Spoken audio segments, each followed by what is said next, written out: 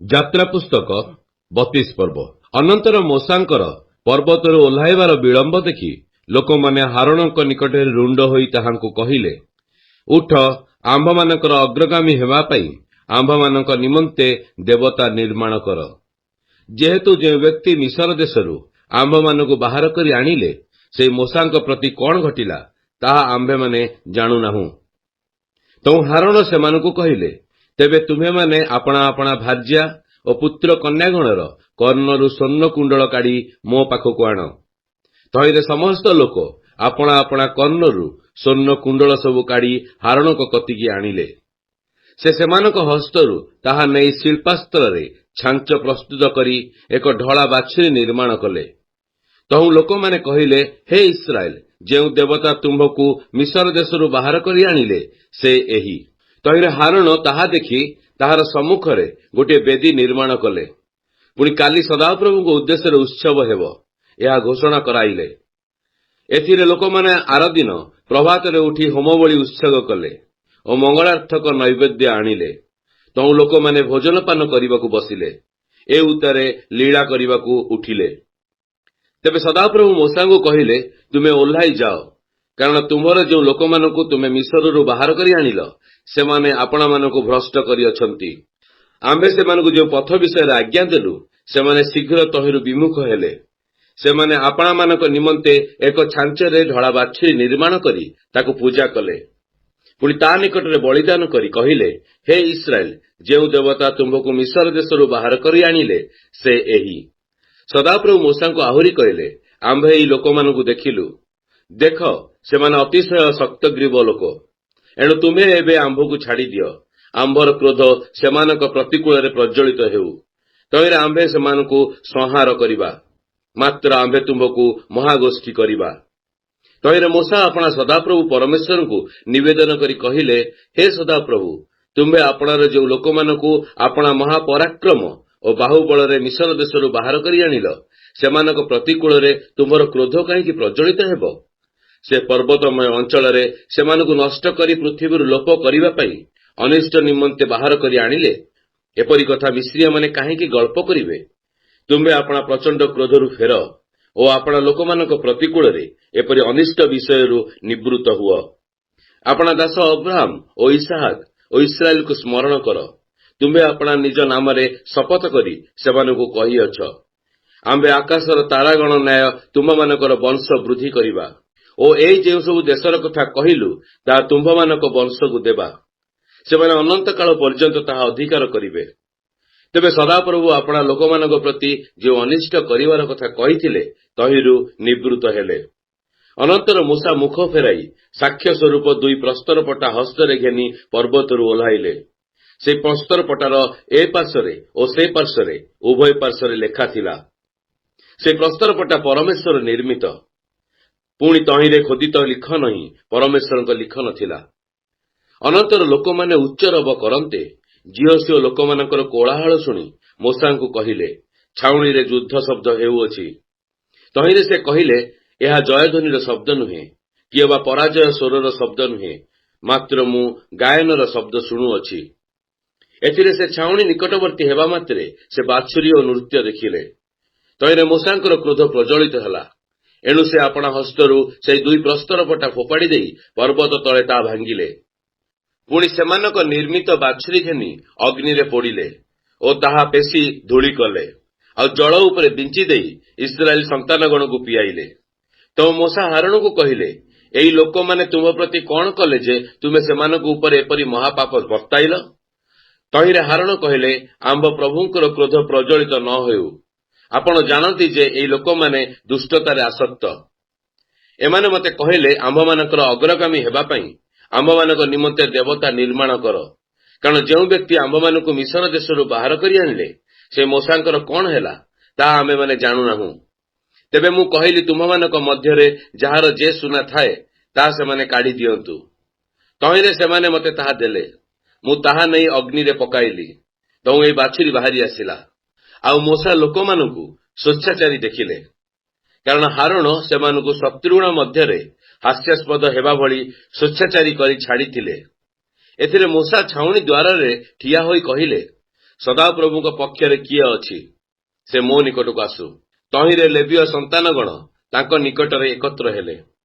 ତହୁଁ ସେ ସେମାନଙ୍କୁ କହିଲେ, ଇସ୍ରାଏଲର ସଦାପ୍ରଭୁ ପରମେଶ୍ୱର ଏଇ କଥା କହନ୍ତି, ତୁମେମାନେ ପ୍ରତ୍ୟେକ ଜଣ ଆପଣା ଆପଣା ଜଙ୍ଘରେ ଖଡ୍ଗ ବାନ୍ଧି ଛାଉଣିର ମଧ୍ୟ ଦେଇ ଏକ ଦ୍ୱାରରୁ ଆନ ଦ୍ୱାର ପର୍ଯ୍ୟନ୍ତ ଗତାୟତ କର ଓ ପ୍ରତିଜଣ ଆପଣା ଆପଣା ଭ୍ରାତା ଓ ମିତ୍ର ଓ ପ୍ରତିବାସୀକି ବଧ କର। ତହିଁରେ ଲେବୀର ସନ୍ତାନମାନେ ମୂଷାଙ୍କର ବାକ୍ୟାନୁସାରେ ତଦ୍ରୂପ କରନ୍ତେ ସେହିଦିନ ସେମାନଙ୍କ ମଧ୍ୟରୁ ଊଣାଧିକ 3000 ଲୋକ ମଲେ। ଆଉ ମୂଷା କହିଥିଲେ, ତୁମେମାନେ ପ୍ରତ୍ୟେକ ଜଣ ଆପଣା ଆପଣା ପୁତ୍ର ଓ ଭାତୃଗଣର ବିପକ୍ଷ ହୋଇ ସଦାପ୍ରଭୁଙ୍କ ଉଦ୍ଦେଶ୍ୟରେ ଆପଣମାନଙ୍କୁ ନିଯୁକ୍ତ କର। ତହିଁରେ ସେ ଏଇ ଦିନରେ ତୁମମାନଙ୍କୁ ଆଶୀର୍ବାଦ କରିବେ। ତହିଁ ଆର ଦିନ ମୂଷା ଲୋକମାନଙ୍କୁ କହିଲେ, ତୁମେମାନେ ମହାପାପ କରିଅଛ। ଏବେ ମୁଁ ସଦାପ୍ରଭୁଙ୍କ ନିକଟକୁ ଆରୋହଣ କରୁଅଛି। ଯେବେ ହୋଇପାରେ ତେବେ ମୁଁ ତୁମ୍ଭମାନଙ୍କର ପାପର ପ୍ରାୟଶ୍ଚିତ କରିବି। ଅନନ୍ତର ମୂଷା ସଦାପ୍ରଭୁଙ୍କ ନିକଟକୁ ଫେରିଯାଇ କହିଲେ, ହାୟ ହାୟ, ଏଇ ଲୋକମାନେ ମହାପାପ କରି ଆପଣମାନଙ୍କ ନିମନ୍ତେ ସ୍ୱର୍ଣ୍ଣ ଦେବତା ନିର୍ମାଣ କଲେ। ତଥାପି ଏବେ ତୁମେ ଯେବେ ସେମାନଙ୍କ ପାପ କ୍ଷମା କରିବ, ଯେବେ ନ କରିବ, ତେବେ ମୁଁ ବିନୟ କରୁଅଛି, ତୁମ୍ଭର ଲିଖିତ ପୁସ୍ତକରୁ ମୋହର ନାମ କାଟି ପକାଅ। ତହିଁରେ ସଦାପ୍ରଭୁ ମୂଷାଙ୍କୁ କହିଲେ, ଯେଉଁ ଲୋକ ଆମ୍ଭ ବିରୁଦ୍ଧରେ ପାପ କରିଅଛି, ଆମ୍ଭେ ଆପଣା ପୁସ୍ତକରୁ ତାହାର ନାମ କାଟି ପକାଇବା। ଏବେ ଯାଅ, ଆମ୍ଭେ ଯେଉଁ ଦେଶ ବିଷୟରେ ତୁମ୍ଭକୁ କହିଅଛୁ, ସେହି ଦେଶକୁ ଲୋକମାନଙ୍କୁ ନେଇଯାଅ। ଦେଖ, ଆମ୍ଭ ଦୂତ ତୁମ୍ଭ ଆଗେ ଆଗେ ଗମନ କରିବେ। ମାତ୍ର ଆମ୍ଭେ ପ୍ରତିଫଳ ଦେବା ଦିନରେ ସେମାନଙ୍କ ପାପର ପ୍ରତିଫଳ ସେମାନଙ୍କୁ ଦେବା। ପୁଣି ସଦାପ୍ରଭୁ ଲୋକମାନଙ୍କୁ ଆଘାତ କଲେ, ଯେହେତୁ ହାରଣ ନିର୍ମିତ ବାଛୁରୀ ସେମାନେ ନିର୍ମାଣ କରିଥିଲେ। ଯାତ୍ରା ପୁସ୍ତକ 33 ପର୍ବ। ଏଥିଉତ୍ତାରୁ ସଦାପ୍ରଭୁ ମୂଷାଙ୍କୁ କହିଲେ, ଆମ୍ଭେ ଅବ୍ରାହମ ଓ ଇସାହାକ ଓ ଯାକୁବ ନିକଟରେ ଶପଥ କରି ଯେଉଁ ଦେଶ ବିଷୟରେ କହିଥିଲୁ, ତୁମ୍ଭ ବଂଶକୁ ଏହି ଦେଶ ଦେବା। ସେହି ଦେଶକୁ ଯିବା ପାଇଁ ତୁମ୍ଭେ ଓ ମିଶ୍ରରୁ ଆନିତ ଲୋକମାନେ ଏ ସ୍ଥାନରୁ ପ୍ରସ୍ଥାନ କର। ଆମ୍ଭେ ତୁମ୍ଭ ଆଗେ ଆଗେ ଏକ ଦୂତ ପଠାଇବା। ପୁଣି ଆମ୍ଭେ କିଣାନୀୟ ଓ ଇମୋରୀୟ ଓ ହିତୀୟ ଓ ପିରିସୀୟ ଓ ହିବ୍ଦୀୟ ଓ ଜିବୁସୀୟ ଲୋକମାନଙ୍କୁ ତଡ଼ିଦେବା। ଏ ନିମନ୍ତେ ସେହି ଦୁଗ୍ଧମଧୁ ପ୍ରବାହୀ ଦେଶକୁ ଯାଅ। ମାତ୍ର ଆମ୍ଭେ ତୁମ୍ଭର ମଧ୍ୟବର୍ତ୍ତୀ ହୋଇଯିବା ନାହିଁ। ଗଲେ ଆମ୍ଭେ ପଥ ମଧ୍ୟରେ ତୁମ୍ଭକୁ ସଂହାର କରିବା, କାରଣ ତୁମେ ଶକ୍ତଗ୍ରୀବ ଲୋକ। ଲୋକମାନେ ଏହି ଅଶୁଭ ସମ୍ବାଦ ଶୁଣି ଶୋକ କଲେ। କେହି ଆପଣା ଶରୀରରେ ଆଭରଣ ପରିଧାନ କଲେ ନାହିଁ। କାରଣ ସଦାପ୍ରଭୁ ମୂଷାଙ୍କୁ କହିଥିଲେ, ତୁମ୍ଭେ ଇସ୍ରାଏଲ ସନ୍ତାନଗଣକୁ ଏହି କଥା କୁହ, ତୁମେମାନେ ଶକ୍ତଗ୍ରୀବ ଲୋକ। ଯେବେ ଆମ୍ଭେ ଏକ ନିମିଷ ତୁମ ମଧ୍ୟକୁ ଯିବା, ତେବେ ତୁମ୍ଭକୁ ସଂହାର କରିବା। ତୁମ୍ଭେ ଏବେ ଆପଣା ଶରୀରରୁ ଆଭରଣ ଦୂର କର। ତହିଁରେ ତୁମ୍ଭ ପ୍ରତି କି କର୍ତ୍ତବ୍ୟ ତାହା ଜାଣିବା। ଏଥିରେ ଇସ୍ରାଏଲ ସନ୍ତାନଗଣ ହେରୋ ପର୍ବତ ନିକଟକୁ ଅଗ୍ରସର ହୋଇ ଯାଉ ଯାଉ ଆପଣା ଆପଣା ସମସ୍ତ ଆଭରଣ ଦୂର କଲେ। ଏ ସମୟରେ ଏପରି ଥିଲା ଯେ ମୂଷା ତମ୍ବୁ ନେଇ ଛାଉଣିର ବାହାରେ ଓ ଛାଉଣିଠାରୁ ଦୂରରେ ସ୍ଥାପନ କରିଥାନ୍ତି ଓ ତାହାଙ୍କର ନାମ ସମାଗମ ତମ୍ବୁ ଦେଲେ। ସଦାପ୍ରଭୁଙ୍କ ଅନ୍ୱେଷଣକାରୀ ପ୍ରତ୍ୟେକ ଲୋକ ଛାଉଣିର ବାହାର ସ୍ଥିତ ସେହି ସମାଗମ ତମ୍ବୁ ନିକଟକୁ ଯାଆନ୍ତି। ପୁଣି ଏପରି ଘଟିଲା ଯେ ମୂଷା ବାହାର ହୋଇ ସେହି ତମ୍ବୁ ନିକଟକୁ ଯିବାବେଳେ ସମସ୍ତ ଲୋକ ଉଠି ଆପଣା ଆପଣା ତମ୍ବୁ ଦ୍ୱାରରେ ଠିଆ ହେଲେ। ଆଉ ଯେ ପର୍ଯ୍ୟନ୍ତ ମୂଷା ସେହି ତମ୍ବୁରେ ପ୍ରବେଶ ନ କଲେ, ସେ ପର୍ଯ୍ୟନ୍ତ ସେମାନେ ତାଙ୍କର ପଶ୍ଚାତ ଅନାଇ ରହିଲେ। ଏ ଉତ୍ତାରେ ମୂଷା ତମ୍ବୁରେ ପ୍ରବେଶ କରନ୍ତେ ମେଘସ୍ତମ୍ଭ ଓହ୍ଲାଇ ତମ୍ବୁ ଦ୍ୱାରରେ ଅବସ୍ଥିତ ହେଲା। ତହିଁରେ ସଦାପ୍ରଭୁ ମୂଷାଙ୍କ ସହିତ ଆଳାପ କଲେ।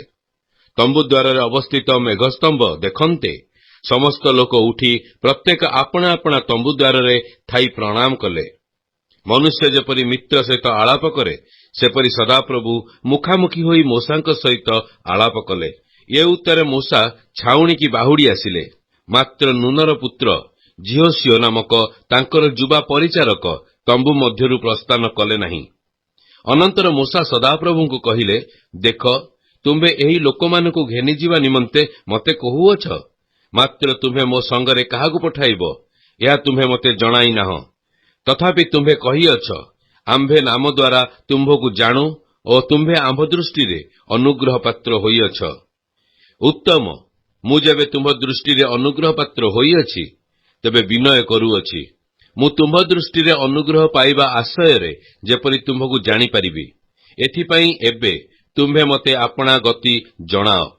ପୁଣି ଏହି ଗୋଷ୍ଠୀ ଯେ ତୁମର ଲୋକ ଏହା ବିବେଚନା କର। ସେତେବେଳେ ସେ କହିଲେ, ଆମ୍ଭର ଶ୍ରୀମୁଖ ତୁମ୍ଭମାନଙ୍କ ସହିତ ଗମନ କରିବେ, ପୁଣି ଆମ୍ଭେ ତୁମ୍ଭକୁ ବିଶ୍ରାମ ଦେବା।